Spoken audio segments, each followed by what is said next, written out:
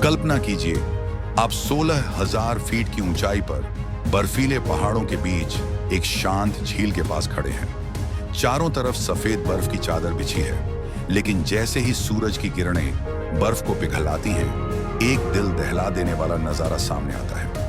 पानी में तैरते सैकड़ों इंसानी कंकाल। ये दृश्य किसी हॉरर फिल्म का हिस्सा नहीं, बल्कि उत्तराखंड की असली रूपकुंड झील की सच्चाई है।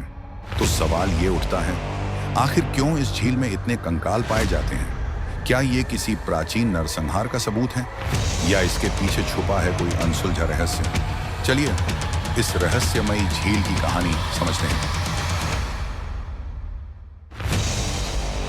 रूपकुंड झील, जिसे स्केलेटन झील भी कहा जाता है, उत्तराखंड के चमोली जिले के हिमालयी क्षेत्र में समुद्र तल से 16,000 फीट की ऊंचाई पर स्थित है। यह झील केवल 2 मीटर गहरी है, लेकिन इसके अंदर छुपे कंकालों की कहानी कई सदियों पुरानी है।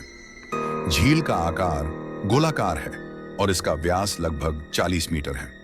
आसपास का क्षेत्र नंदा देवी राष्ट्रीय उद्यान का हिस्सा है, जो अपनी बर्फीली चोटियों और खतरनाक ट्रैकिंग रूट्स के लिए प्रसिद्ध है। 1942 में एक ब्रिटिश वन अधिकारी हर्लन एटकिंसन (H.K. एटकिंसन) ने पहली बार इस झील में कंकाल देखे थे।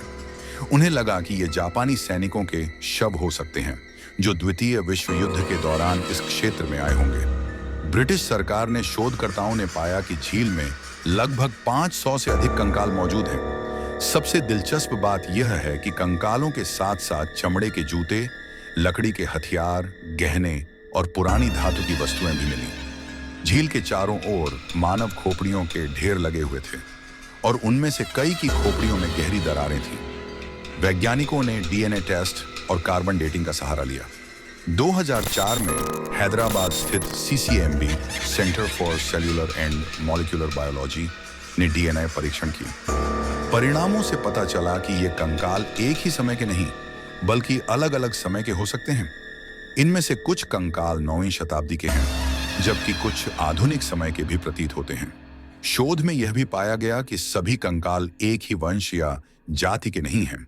कुछ कंकालों का डीएनए भारतीय उपमहाद्वीप के लोगों से मेल खाता है, जबकि कुछ कंकाल मध्य सागरीय मूल के प्रतीत होते हैं। वैज्ञानिकों का मानना है कि ये लोग ओलावृष्टि, हेलस्टॉर्म का शिकार हुए थे। 2004 के अध्ययन में पाया गया कि कंकालों के सिर पर गंभीर चोटों के निशान हैं, जो संभवतः बड़े बड़े ओलों के गिरने से हुए थे। स्थानीय किंवदंतियों के अनुसार ये लोग तीर्थयात्री थे, जो नंदा देवी के प्रकोप का शिकार हुए थे।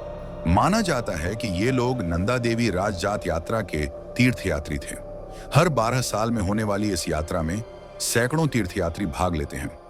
एक पुरानी कथा के अनुसार इन तीर्थयात्रियों ने यात्रा के दौरान अपवित्रता फैलाई थी, जिससे देवी नंदा कुपित हो गईं और उन्हें अपने श्राप का सामना करना पड़ा। कुछ इतिहासकार मानते हैं कि यह कंकाल किसी प्राचीन युद्ध या नरसंहार का परिणाम हो सकते हैं।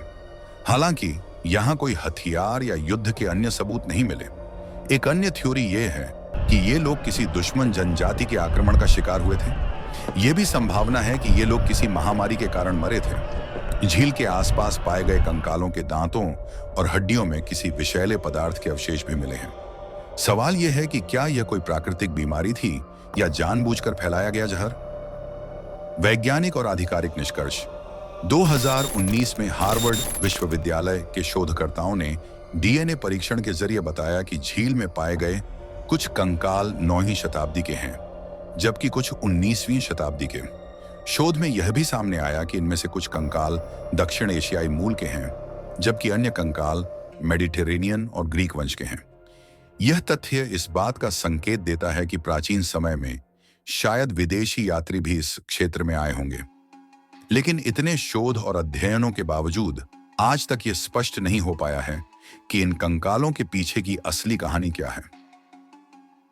तो क्या सच में रूपकुंड झील एक श्रापित जगह है, या इसके पीछे छुपा है इतिहास का कोई अनजाना पन्ना? इतने शोध, इतनी थ्योरीज, लेकिन असली सच आज भी छुपा हुआ है।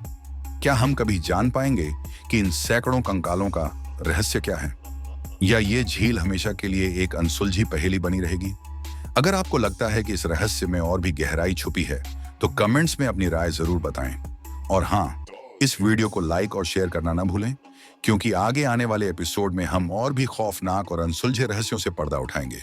तब तक सतर्क रहें, जागरूक रहें और हमेशा सच्चाई की खोज में लगे रहें।